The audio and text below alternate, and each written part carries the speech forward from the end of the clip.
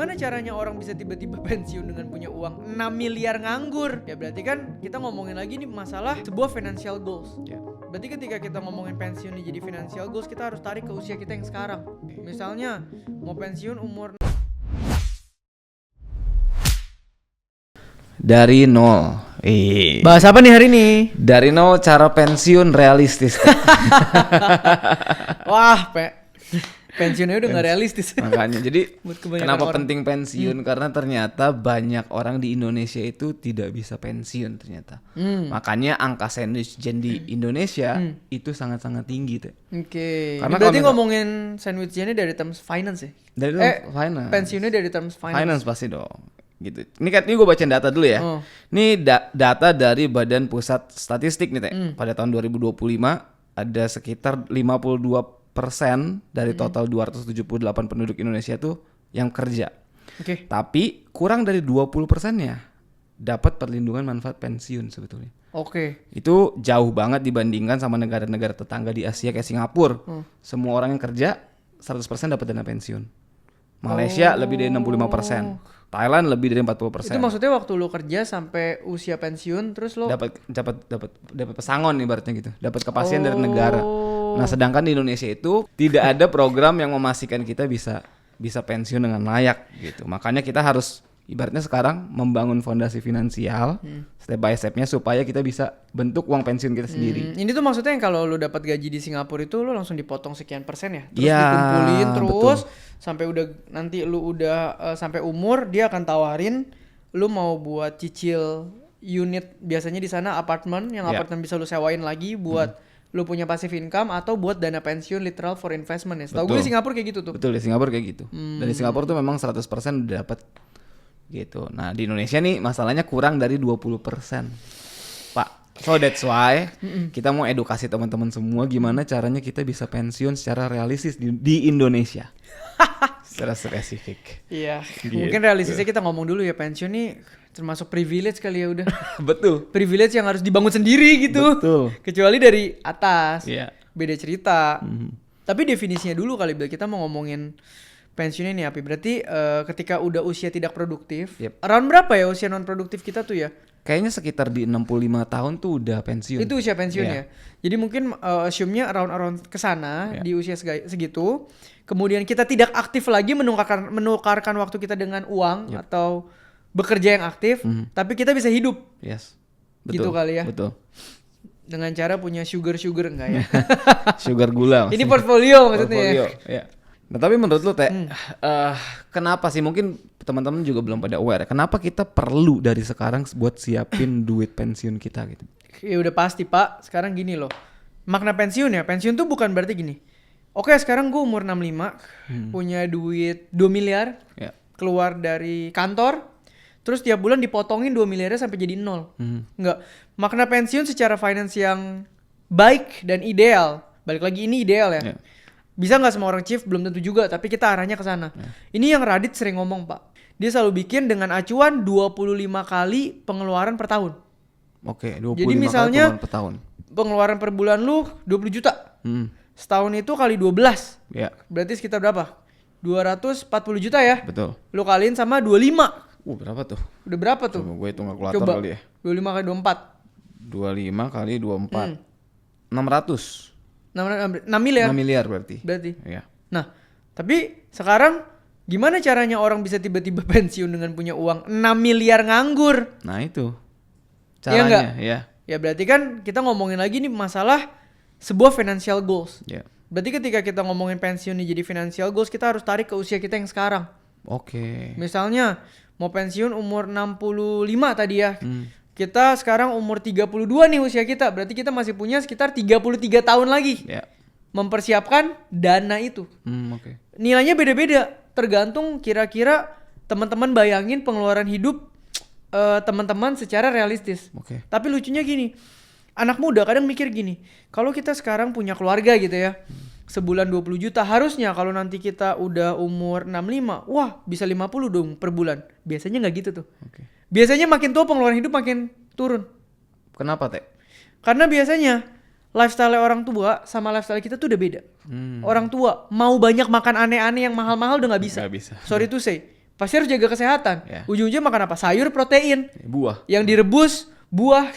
Semakin lu makan banyak raw food dan minim bumbu kayak gitu, dari makanan lu udah pasti lebih less cost. Iya, betul. Jam tidur lu udah pasti panjang kalau orang tua. Bangun udah pasti pagi. Pagi-pagi mungkin olahraga, malam nggak mungkin dugem. Siang nggak mungkin beli kopi-kopi atau matcha kekinian. Iya, benar. Jadi mungkin yang teman-teman harus tahu dulu, jangan mikirnya kayak, kalau sekarang gue sebulan segini, nanti pas gue pensiun nggak kekejar nih angkanya. Enggak. Lu harus tahu realitanya orang makin dewasa, gaya hidupnya makin murah. Iya. Gitu loh. Makanya kadang kalau anak orang kaya yang boros, yang masih muda pasti. Bapaknya yang kaya mah nggak boros. Mereka yang penting anak hidup, uang sekolah pendidikan tercukupi, mereka ada asuransi, liburan setahun sekali 2 kali. Udah. Iya, paling boros ya buat biaya anak aja pendidikan. Iya, malah mungkin kalau kita ngomong sampai kalau udah usia segitu mungkin 10, 15, 20 juta. Karena omah gue sendiri kan, gue bantu cover. Murah biayanya pasti. Lebih murah daripada nyokap gue. Nah mungkin itu dulu yang kita harus tahu. Jangan takut sama angkanya. Tapi perjalanannya harus dimulai dari mana? Ini yang gue selalu bilang masalah finance. Pembangunan uang nganggur dan cash flow ini adalah kunci. Selalu. Mau mencapai financial goals apapun, kuncinya pasti ada di surplus. Atau selisih. Antara apa? Duit yang lu pakai sama duit yang lu siapkan. Ini udah pasti selisih gitu loh. Makanya gue selalu bilang, saving itu adalah kunci pertama untuk lu bisa mencapai financial goals atau bahkan meningkatkan pertambahan kekayaan lu. Budgeting itu udah harus, tapi gue gak akan bahas banyak di sini ya. Pokoknya yang pertama harus kalian lakukan adalah sekarang nih, tiap bulan, tiap dapat komisi, tiap dapat THR, kalian udah harus punya habit surplus. Buat capital tadi. Karena apalagi bedanya perintis sama pewaris cuma satu. Pewaris ya ada warisan, ada capital tadi. Mungkin gak selalu duit ya, apapun. Perintis gak ada, harus bangun. Kayak gue, makanya gue selalu orang yang berusaha saving rasionya tinggi. Dapat duit berapa, nabungnya tetap banyak. Kenapa? Karena harus bangun capital tadi. Nah yang penting make sure habit surplus tadi ada, earning powers kan kita naikin terus ya. Nah kalian juga tetap harus punya dana darurat dan proteksi. Ini gue gak bosen-bosen nih. Harus ada di setiap video menurut gue. Harus. Dana darurat tuh kalau single, gue gak elaborate panjang ya. Kalau single mungkin 3-6 kali pengeluaran bulanan. Kalau sandwich gen kayak gua yang mungkin udah harus bertanggung jawab sama orang tua dan orang lain, itu tebelin aja. Gue pribadi mungkin bisa 8 kali, sampai 10 sampai 12 kali. Karena daruratnya orang lain darurat gue juga. Nah, ketika pondasi keuangan itunya udah checklist, kita kan mulai nafas. Wah, amit-amit kalau gue sakit ada asuransi. Wah, amit-amit kalau gue di PHK ada dana darurat. Gitu sampai gue mencari income lagi gitu ya. Nah dari sini kan kita mulai bangun portfolio investasi. Sebetulnya the whole portfolio investasi kita itu adalah persiapan dana pensiun. The whole investment apapun tujuannya apa? Passive income. Investasi adalah menukarkan uang untuk mendapatkan uang. Karena sebelum itu kita cuma bisa tukerin waktu dan energi sama uang. Makanya kita harus punya uang yang tebel. Supaya uang yang kita tukerin sama uang ini gulungannya makin gede. Jadi, aku sekarang punya portfolio investasi 1 miliar. Mau mulai ngumpulin dana pensiun. Lah itu 1 miliar mudah. Mulai ngumpulin dana pensiun. Karena in the end begitu kamu gulungin terus portfolio investasimu, begitu udah mau masuk dana pensiun, ini yang jadi dana pensiun pasti. Iya betul sih. Karena mau apa lagi? Betul. Dan yang lucu instrumennya memang bisa apapun ya. Apapun yang menghasilkan passive income itu bisa jadi instrumen. Bisa apapun. Jadi buat makanya kan instrumen itu kan ada tiernya ya. Low risk, moderate sama high risk ya. Which is kalau lu ngomongin udah mau pensiun ya nggak mungkin lu masukin saham-saham yang kita ada spekulasinya. Iya, nah itu dia. Nah pertanyaan gue adalah gini, instrumen apa kira-kira menurut lu yang paling tepat buat kita bisa nabung step by step bisa jadi pensiun? Ada 2 nih ya. Kita ngomongin instrumen yang dipakai untuk nabung menuju dana pensiun. Betul. Mengumpulkan. Betul. Nanti yang kedua kita ngomongin investment yang dipakai ketika pensiun. Jadi dalam perjalanannya beda instrumennya? Beda, tapi hasil akhirnya menurut gue sama. Oke, boleh Teh. Nah, yang pertama, kalau kita udah mau, gini, perjalanan mengumpulkan capital itu pasti nggak bohong, resiko pelan-pelan kita tambah. Makanya di sini nih kita akan explore, entah reksadana, entah obligasi, kita akan explore saham, explore kripto, karena kita lagi mengumpulkan. Kita tetap butuh diversifikasi uang yang jadi investment instrumen yang butuh capital gain. Kita tetap butuh tuh tiba-tiba masukin duit, dapat 20% dari saham. Butuh. Kenapa? Kita lagi ngejar jumlah kapital. Jadi pertebal kapitalnya dari instrumen investasi Dari lagi. instrumen investasi yang memang resikonya akan terus meningkat. Tapi kalau lu tanya gue, sekarang gini deh. Sebelum ngomongin sampai sana, misalnya gue bilang biaya hidup gue sekarang 20 juta per bulan misalnya. Nanti ketika kita udah nyampe usianya akan lebih rendah. Apakah akan di bawah 20 juta? Gak tahu. Kenapa? Kondisi ekonomi gak menentu. Kayak sekarang aja inflasi emang kekontrol berapa persen? Gak tahu. Harga plastik naik, harga cabai naik, semua harga naik. Beras naik mulai. Beras naik. Oke kok, tapi kan dengan inflasi kita bisa lawan pakai instrumen investasi. Saham udah turun mau 30%, Pak. Baru gue mau jawab tadi, saham gimana nih? Portfolio kita sendiri aja dari hijau tebel awal Januari sampai merah tebel. Bener. Sekarang kalau orang udah ngumpulin dana pensiun, minus 27% ditambah inflasi, gimana cara pensiun? 99% orang Indonesia tabungannya itu di bawah 100 juta rupiah. Maka permasalahan di Indonesia itu bukan investasi, tapi earning power. Ini yang akan jadi game changer pertama dalam membangun kekayaan. So buat kalian semua yang pengen memperbesar atau memperbanyak sumber income, gua buat yang namanya kuliah realistis. Kuliah yang fokusnya ajarin lo cara cari duit. Cek langsung YouTube membership di channel Theo Derek dan mari belajar sama-sama di kuliah realistis. Nggak jadi pensiun. Nggak jadi pensiun, mau nggak mau sekarang nih. Gue juga belajar nih ya. Especially tahun ini. Ini hits me hard banget. Kenapa? Karena 2020 cuma butuh sebulan untuk IHSG rebound. Kita udah 5 bulan tiap bulan merah nih. Betul. Sorry tuh saya ini nggak ada maksud apa-apa. Ini realita. Maka gue pribadi mulai ngapain? Gue bagi lagi nih. Tetap gak portfolio saham gue tebel? Tetap nih. Gue bagi jadi 3. Satu lagi sekarang semua duit nganggur gue tembakin terus ke kantong likuiditas khusus. Jadi apa cash? Deposito berjangka kayak mau apapun cash gue kumpulin buat nembak ini nanti karena gue mau nembak capital gain. Sebagiannya lagi uang nganggur gue lagi nih, entah dari sini gue potong setengah atau dari sini udah ada yang kemarin sempet take profit gue lempar. Gue lempar ke instrumen yang sekarang bisa jaga nilai, emas. Emasnya itu apa? Gold bar? Gold bar pasti. Gue itu bener-bener dulu awal yang gue bilang sama lo investment terbaik gue beli gold bar yang gue beli lumayan banyak. Itu kan gue masih pakai buat barang cari duit. Betul. Pecah kecil, jadi partneran, jadi capital gain lagi. Jualan jadi capital gain lagi, jadi cash flow. Nah sekarang gue udah mulai, ini gue diverse, gue tembakin terus aja, gue terus punya gold bar yang gue tumpuk. Kenapa? Karena ini nilainya masih kejaga Pak. Naik turunnya masih nggak separah yang lain, gitu loh.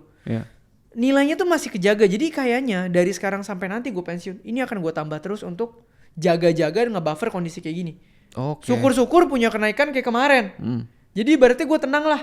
Duit gue nih yang suatu hari gue pakai buat dana pensiun, ada tempat di mana ini aman, trusted dan fluktuatifnya nggak parah. Tapi akan tetap ada ini nggak yang fluktuatifnya parah, tetap karena gue kan tetap butuh capital gain. Cuman dengan income gue yang sekarang duit nganggurnya banyak, gue akan tembak. Yang kiri ini malah gue tahan di sini, yang kanan gue tembak terus.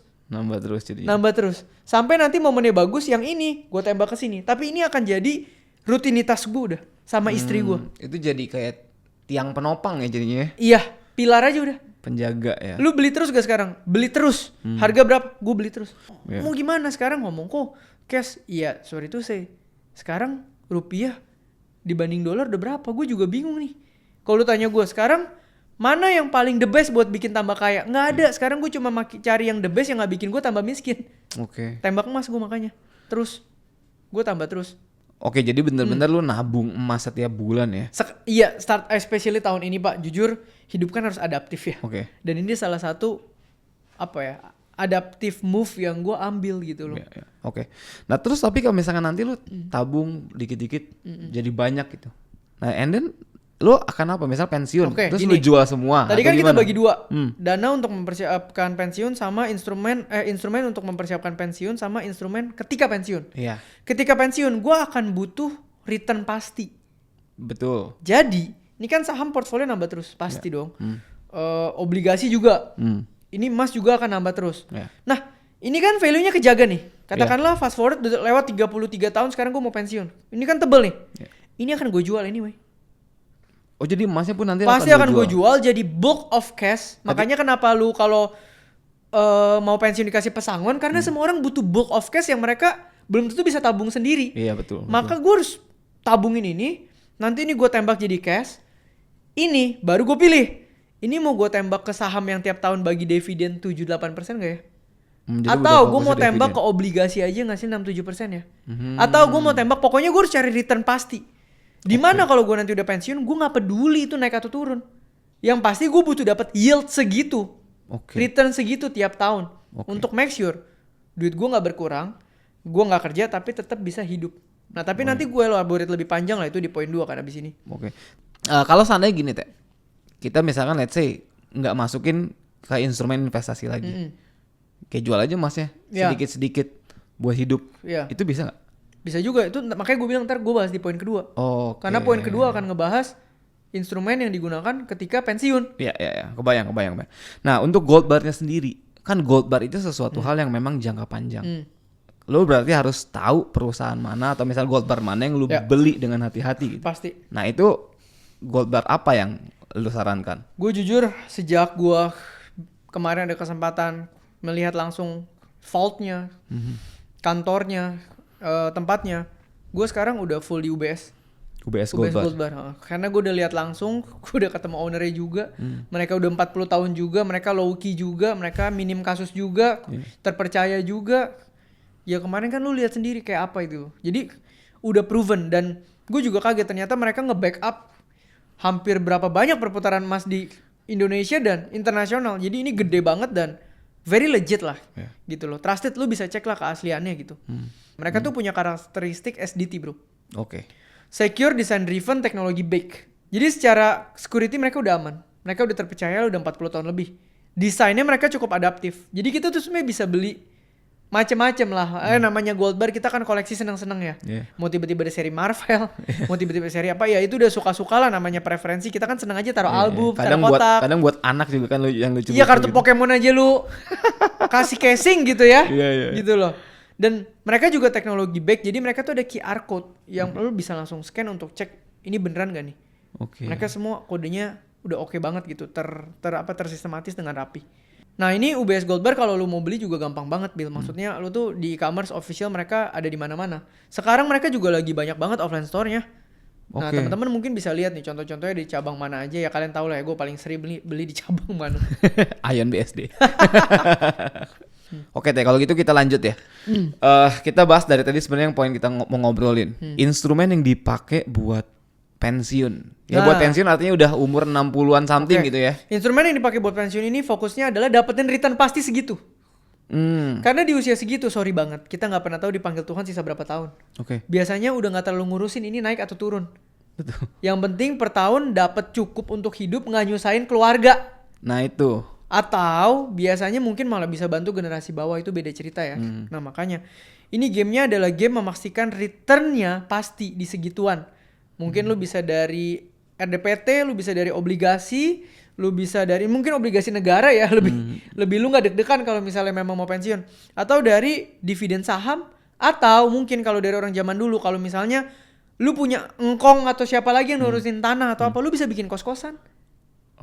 Lu bisa bikin Airbnb, karena itu adalah apa ya, investment return atau instrumen yang yieldnya tuh udah ketaker segitu gitu loh.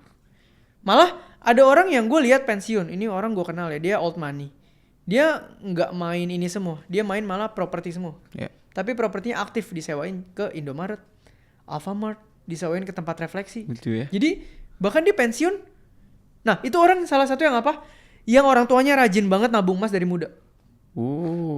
Dan mereka bener-bener baru pensiun literally kayak 2 tahun kemarin. Dan pensiun di momen yang super tepat, karena simpenan emas mereka berpuluh-puluh tahun bleder dapat momentum. Gila.